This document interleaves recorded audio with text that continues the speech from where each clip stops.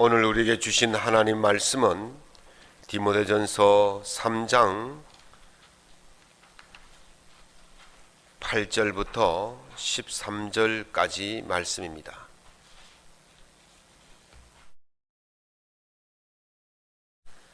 디모데전서 3장 8절부터 13절까지 말씀, 제가 갖고 있는 신약성경 339장에 있는 말씀입니다. 이 말씀을 한 목소리로 낭독하겠습니다. 이와 같이 집사들도 정중하고 일구이연을 하지 아니하고 술에 임박히지 아니하고 더러운 일을 탐하지 아니하고 깨끗한 양심의 믿음의 비밀을 가진 자라야 할지니, 이에 이 사람들을 먼저 시험하여 보고 그 후에 책망할 것이 없으면 집사의 직분을 맡게 할 것이요, 여자들도 이와 같이 정숙하고 모함하지 아니하며 절제하며 모든 일에 충성된 자라야 할지니라. 집사들은 한나라의 남편이 되어 자녀와 자기 집을 잘 다스리는 자일지니, 집사의 직분을 잘하는 자들은 아름다운 지위와 그리스도 예수 안에 있는 믿음의 큰 담력을 얻느니라. 아멘. 오늘 본문의 말씀을 가지고 믿음의 신비를 가진 자라는 제목으로 하나님 은혜의 말씀을 함께 나누고자 합니다. 이 말씀을 통해서 여러분의 가정과 생업에 주의 크신 은총이 넘치시기를 축원합니다. 법에서는 영업 비밀의 성립 요건을 한 3가지로 정의합니다. 첫 번째는 비공지성입니다. 공지란 말은 모든 사람들이 다 알도록 알려주는 것을 공지라고 그러는데요, 비공지성은 누구에게도 알려주지 않는 것을 말합니다. 비밀이란 것은 누구에게 알려지면 그때부터 비밀이 되지 않겠죠. 두 번째는 경제적인 면에서 유용성입니다. 이 비밀을 가지고 내가 영업을 했을 때에 그 경제적 유익이 나에게만 있어야 되는 거예요. 너도 나도 다 이것을 가지고 경제적 이익을 얻으면 그건 비밀이 아니겠죠. 세 번째는 그 비밀 관리성입니다. 비밀을 얼마나 철저하게 지키고 하느냐, 이 비밀을 지키기 위해서 보안을 얼마나 하느냐에 따라서 그 비밀이 되고 되지 않고 하는 겁니다. 자기 입으로 다니면서 다 떠들어 놓고는 이게 비밀입니다 그러면 그게 비밀이 아니죠. 그래서 비밀은 철저하게 자기의 기준에서 자기의 유익을 위해서 사용하는 것이 비밀입니다. 여러분들 혹시 이런 식당에 가서 이런 이야기를 들어보셨습니까? 손님이 주인에게 아줌마 여기 떡국 한 그릇 주세요 그랬더니 식당 주인이 여기 아줌마 없으니 나가세요. 그럼 쫓아내더랍니다. 그리고 또 그 손님이 여기 주문서 주세요, 주문 받으세요 그러니까 식당 주인이 그 주문서 그 책상 그 테이블 위에 있으니까 적어서 거기 놔두세요 그렇게 이야기하더래요.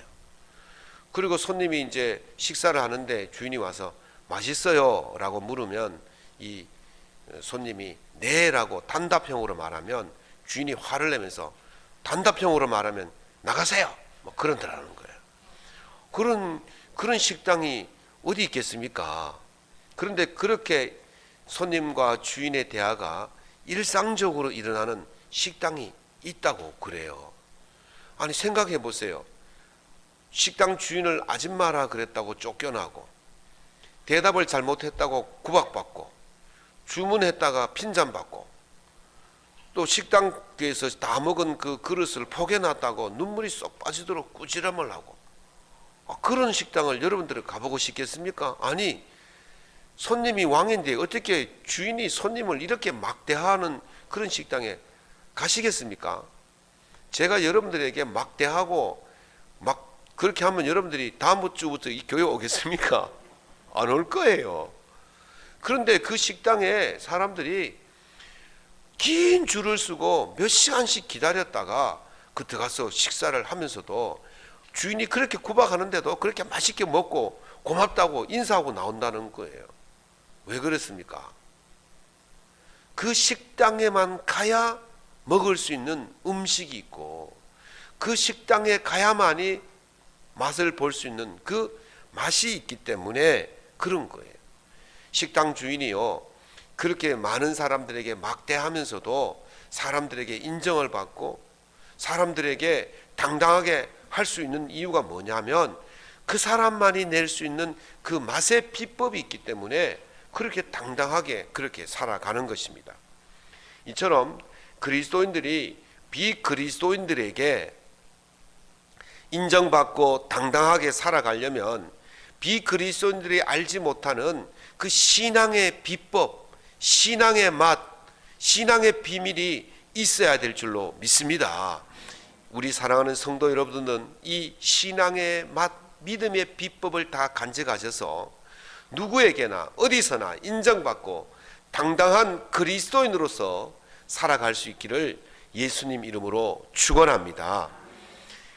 오늘 본문의 디모데전서 3장에는 그리스도인들이 지니고 있어야 할 비밀을 말씀하고 있어요. 하나는 9절에 보면 믿음의 비밀이 있고 또 다른 하나는 16절에 보면 경건의 비밀이 있습니다. 오늘 우리 사랑하는 성도들이 이 비밀을 가지셔서 어디서나 당당하게 인정받고 살아갈 수 있기를 바랍니다. 오늘은 그 첫 번째 비밀인 믿음의 비밀에 대해서 말씀을 나누고자 합니다. 당당하고 인정받으려면 그 비밀이 있어야 되는데 어떤 비밀이 있어야 하는가 하는 것입니다. 오늘 본문 말씀에는 하나님의 신실하고 충성스러운 일꾼의 가장 큰 덕목을 믿음의 비밀을 가진 자다, 그렇게 말씀하고 있어요. 믿음에는 크게 두 가지로 나누고 있습니다.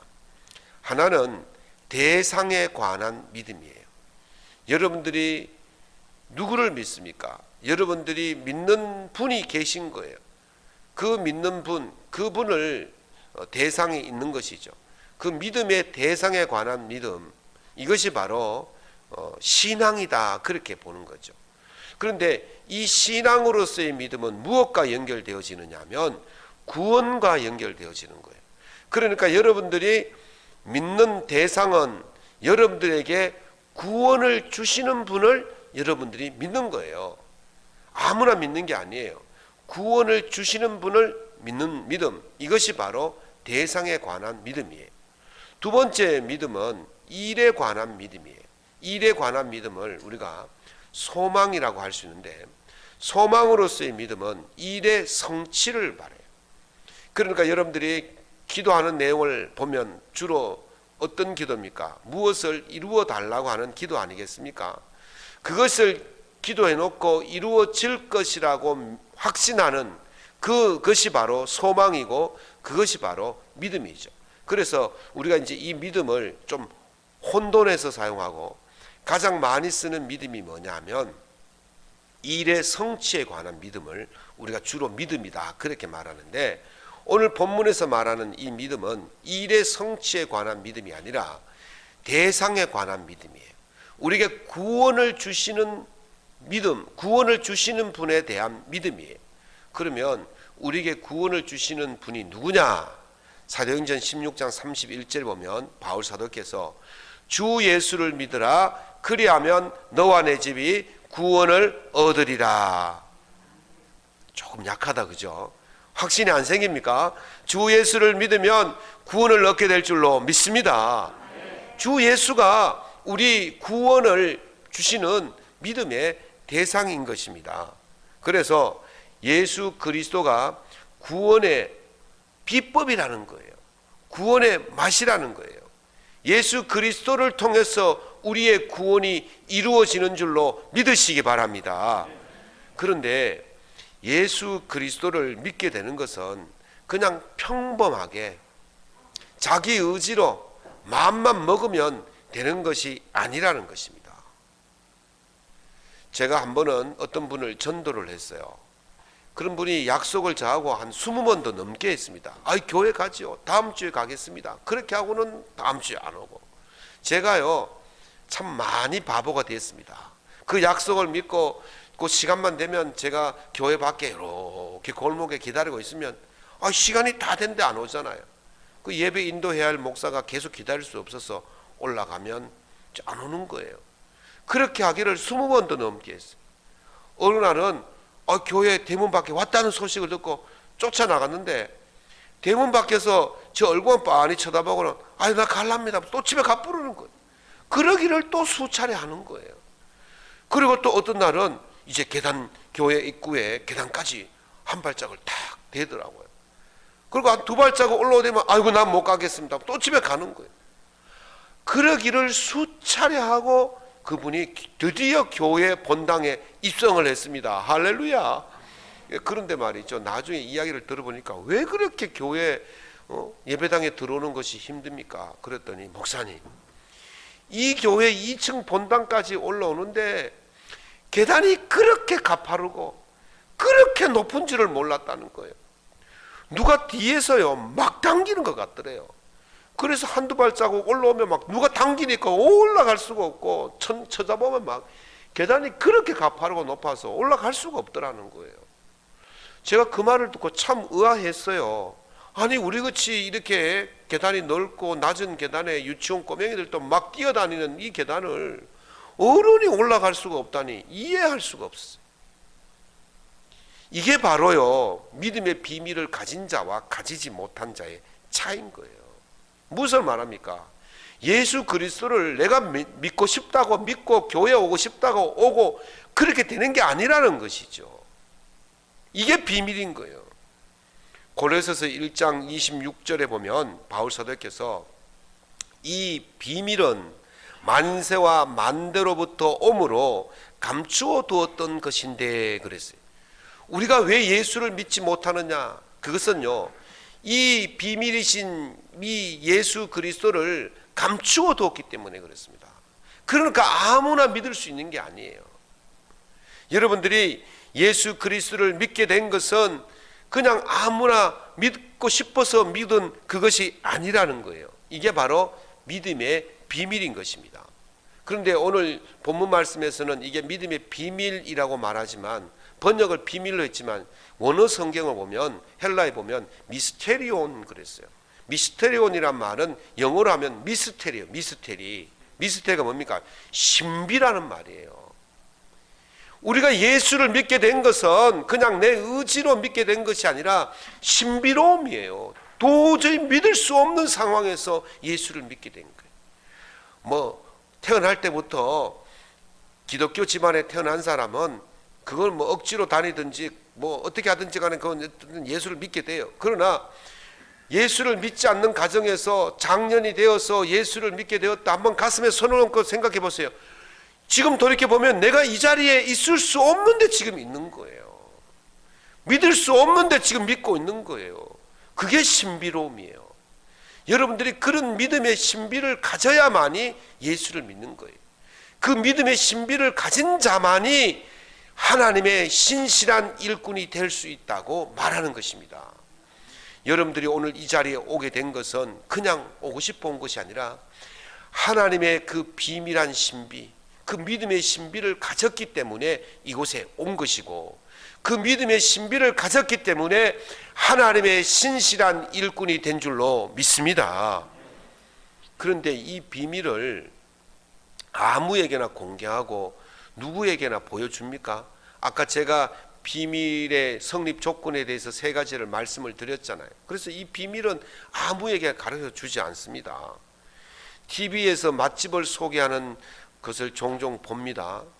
여러 재료들을 다 소개합니다. 파도 소개하고 양파도 소개하고 다 소개합니다. 그리고 그것을 가지고 조리하는 과정을 또 다 보여줍니다.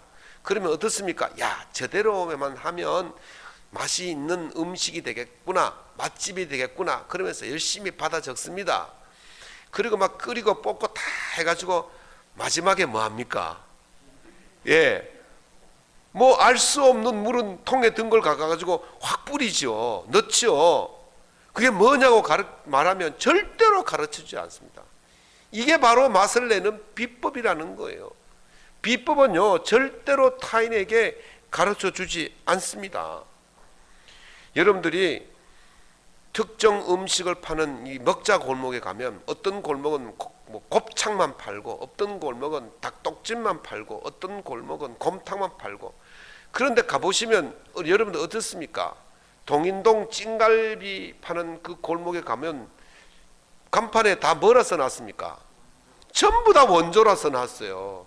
분명히 원조가 있을 건데 전부 다 이 집도 원조고, 저 집도 원조고, 저 짝집도 원조고, 다 원조예요. 그래서 뭘 보고 들어갑니까, 여러분들? 저는 보고 좀 겉이 간판도 멋있고 화려하고 그런 집을 가봅니다. 그래서 먹어보면 원조가 아닌 거예요. 맛이 아닌 거예요.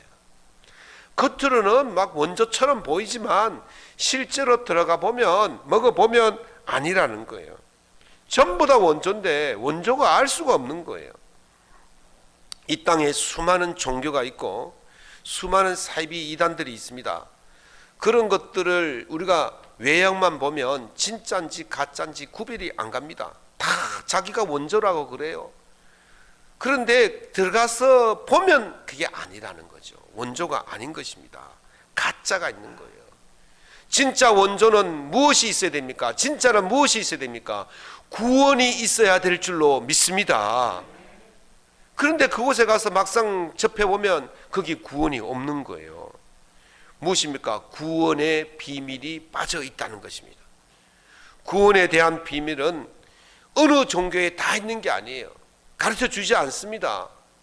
맛집의 비법을 누구에게만 가르쳐 줍니까? 맛집 사장님이 누구에게 가르쳐 줍니까? 자기 가족이나 자기 자녀에게만 가르쳐 주는 거예요. 하나님께서 이 구원의 비밀을 누구에게 가르쳐 주셨습니까? 하나님의 자녀에게 가르쳐 주신 줄로 믿습니다.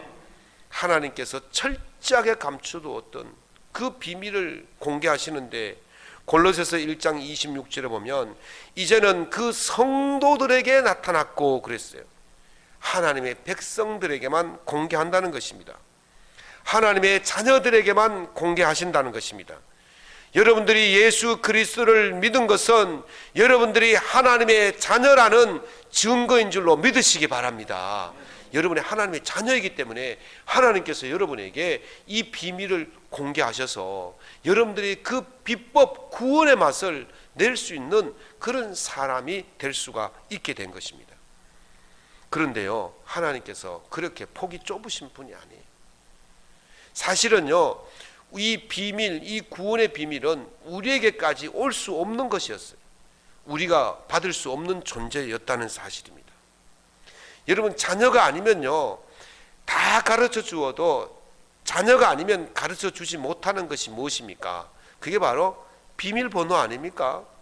집 주소는 타인에게 가르쳐 주어도 현관문 비밀번호 가르쳐 줍니까? 절대로 가르쳐 주지 않습니다. 여러분들 그 메일 주소는 가르쳐 줘도 메일 그 비밀번호는 가르쳐 주지 않습니다. 휴대폰 보여주고 다 해도 비밀번호는 가르쳐 주지 않습니다. 모 검사의 비밀번호, 휴대폰 비밀번호를 못 풀어가지고 수사가 진행이 되지 않는다고 그러지 않습니까? 이 비밀번호는 절대로 타인에게 노출될 수가 없는 것입니다. 누구에게만 줍니까? 가족이나 자녀에게만 보여줄 수 있는 거예요. 그런데 하나님께서 가족이나 자녀인 성도뿐만 아니라 이 비밀을 만천하가 알 수 있도록 공개하셨다는 거예요. 어디까지 알려주셨느냐? 우리에게까지 알려주셨어요. 우리는 본래요, 하나님의 자녀가 아니었습니다. 선택받은 민족이 아니었어요. 에베소서 2장 12절에 보면 너희는 그리스도 밖에 있었고 이스라엘 나라 밖의 사람이라 약속의 언약들에 대하여는 외인이요 세상에는 소망이 없고 하나님도 없던 자였다라 그랬어요. 우리는 이 약속, 이 구원의 약속에 대해서는 이방인이었어요. 외인이었어요. 딴집 사람이었어요. 도저히 이 비밀을 알려줄 수 없는 사람들이었어요. 그런데 하나님께서 이것을 이방인, 옆집, 온 세상이 다 알도록 비밀을 하신 줄로 믿습니다. 이제 코로나가 한참 극성을 부리고 지금도 이제 오미크론이 이제는 방역을 어떻게 할 수가 없대요. 그래서 막 각자 알아서 살아라. 지금 정부에서 이제 이렇게 막 손을 놔버릴 정도가 되었습니다. 그래서 여러분들이 상비약을 미리 준비해 놓으시고 목 아프면 목 아픈 약 먹으시고 다 그렇게 하십시오. 그리고 이제 이 백신이 막 수급이 모자라고 할 때 모 제약회사에서 백신 만든 제약회사에서 선진국이나 잘 사는 나라는 백신을 구입해서 맞을 수가 있으니까 괜찮지만 제3국들 아프리카 또는 이 어려운 나라들은 백신을 구할 수가 없어요. 그래서 이 제약회사에서 백신 비법을 공개를 해버렸어요. 그래가지고 온 세계 나라들이 제약회사들이 그 비법을 가지고 백신을 만들어서 맞을 수 있도록 그렇게 한 거죠. 그래서 그 회사가 평화상인가 뭔가를 받았더라고요. 참 귀한 일 아닙니까? 공개를 하지 않으면 알 수 없는 그 비법, 가족이 아니면 알 수 없는 비법, 그 비법을 하나님께서 모든 인류가 구원받을 수 있도록 완전히 공개하신 줄로 믿습니다. 그래서 저와 여러분들이 예수를 믿고 구원의 반열에 이르게 된 것입니다. 이 가족에게만 할 수 있는 것을 모든 사람들에게 다 가르쳐 주시고 예수 그리스도를 믿게 함으로 말미암아 구원을 받을 수 있게 하는 그 이야기를 바울 사도는 이렇게 말합니다. 로마서 8장 15절에서 양자의 영을 받았으므로 우리가 아빠 아버지라 부르짖게 되었다 그랬어요. 비밀이 가족에게만 주는 비밀을 타인에게 알려줄 때에는 왜 그렇게 타인에게 알려줄 수 있게 되느냐 하면 그 타인을 타인으로 보지 않고 가족으로 봤기 때문에 그래요. 양자로 받아들였다는 거예요. 양자로 받아들여서 가족을 만들었다는 거예요. 우리가 이방인이었지만 약속에는 외인이고 구원을 받을 수 없는 존재였지만은 하나님께서 우리를 자녀로 삼아 주신 줄로 믿습니다. 자녀로 삼아 주셨기 때문에 우리가 구원의 비밀을 알게 되어지고 반열에 이르게 되어진 것입니다. 우리가 이런 놀라운 비밀 은혜를 받았기 때문에 이것은 바로 하나님의 은혜인 줄로 믿습니다. 아무나 가르쳐 주는 게 아니에요. 하나님께서 은혜로 우리가 받게 되어진 사실입니다. 그러므로 이 하나님의 은혜를 받은 자로서 이 비밀을 가지고 세상 속에서 당당하게 살아갈 수 있기를 예수님 이름으로 축원합니다. 말씀을 맺겠습니다. 수학에서는 알 수 없는 수를 미지수라 그러면서 요즘에는 이 미지수를 X로 표시를 합니다. 본래 이 미지수란 말을 처음 사용한 사람이 디오판토스라는 철학자였는데 그때는 미지수라고는 말을 하지만 각자의 이제 기호로 사용했어요. 어떤 사람은 A, 어떤 사람은 B, 어떤 사람은 C 이렇게 하고는 미지수다 그랬는데 이 미지수를 이제 통일시킨 사람이 누구냐면 프랑스의 철학자 데카르트라는 사람이 이게 미지수 X를 이제 공통 미지수다 그렇게 하면서 이렇게 했죠. 미지수란 말은 모른다는 뜻입니다. 모른다는 뜻. 이게 이제 요즘에는 엑스맨이란 말을 쓰지 않습니까? 엑스맨. 이게 그 모 방송국에서 예능 프로에서 엑스맨을 찾아라 그렇게 해서 이제 엑스맨이 되는데 엑스맨이 뭐 하는 사람이냐면 우리 편인데 하는 그 사람 때문에 우리 편이 지게 만드는 사람. 그게 엑스맨입니다. 다시 말하면 우리 편인데 정체를 알 수 없는 사람이라는 거죠. 정체를 알 수 없는 사람. 우리 편인데 아리송한 사람이에요. 성도들 가운데서도 엑스맨 같은 사람들이 있어요. 분명히 교회에서 보면 예배도 잘 드리고 기도도 잘하고 헌금 생활도 잘하고 봉사 생활도 잘하는데 그 사람이 나가서 행동하는 거 보면 예수님을 욕먹이고 하나님의 영광을 가리고 그렇게 하는 사람이 있다는 거죠. 저 사람이 우리 편인데 예수 믿는 사람인데 하는 짓은 아리송한 거예요. 미지수의 엑스맨이에요. 왜 그렇습니까? 그 사람 속에 진정한 예수 그리스도의 맛을 가지고 있지 않기 때문에 그렇습니다. 예수 그리스도에 대한 신비한 체험을 가지지 않았기 때문에 그렇습니다. 확고한 믿음을 가지지 않았기 때문에 자기도 지금 무엇인지를 모르는 거예요. 자기 정체가 무엇인지를 모르고 그렇게 살아가고 있는 것입니다. 사랑하는 성도 여러분, 여러분들이 이 믿음의 비밀, 이 믿음의 신비를 체험하면 여러분들은요 당당하고 당당하게 그렇게 살아갈 수가 있어요. 어디서나 어디 곳에나 누구에게서나 내가 예수 그리스도인이라는 이 정체성을 드러내면서 살아갈 수가 있는 것입니다. 여러분들 이 믿음의 신비를 가질 수 있기를 예수 이름으로 축원합니다. 예수 믿는 그것이 정말 가장 귀하고 그것이 가장 은혜롭고 그것밖에는 살 길이 없다는 것을 확신 속에 살아간다면 그 사람은 믿음의 비밀을 가진 사람이에요. 신비를 가진 사람이에요. 이 신비를 가진 사람만이 하나님의 신실한 일꾼으로서 살아갈 수가 있는 것입니다. 그런 믿음을 가진 사람이 하나님의 일꾼이 되면 하나님께서 큰 일을 맡기시는 거예요. 그런 믿음의 신비를 가지고 하나님의 일꾼으로서 신실하게 살아가면 하나님께서 그 사람에게 아름다운 지위를 다하여 주신다 그랬어요. 따라해 봅시다. 아름다운 지위. 아름다운 지위를 받는다는 거예요. 여러분들이 이 믿음의 신비를 가지시면 아름다운 지위를 가지고 믿음의 담력을 얻는다, 그렇게 말씀하셨습니다. 이 믿음을 담력을 얻을 수 있는 것은 이 믿음의 신비를 가져야 돼요. 예수 그리스도에 대한 철저한 믿음을 가지셔야 돼요. 예수밖에 없다는 그런 철저한 믿음을 가질 때에 하나님께서 여러분들에게 아름다운 지위를 주시고 믿음의 담대함을 주시는 거예요. 그 사람이 이 땅에 살아갈 때에 당당함과 승리하는 삶을 살게 될 줄로 믿습니다. 우리 사랑하는 모든 성도들, 예수 그리스도에서 확실한 믿음을 가지고 이 땅에서 그리스도인으로서 당당하게 세상 사람들에게 그리스도인으로서의 인정을 받으면서 살아갈 수 있기를 예수님 이름으로 축원합니다.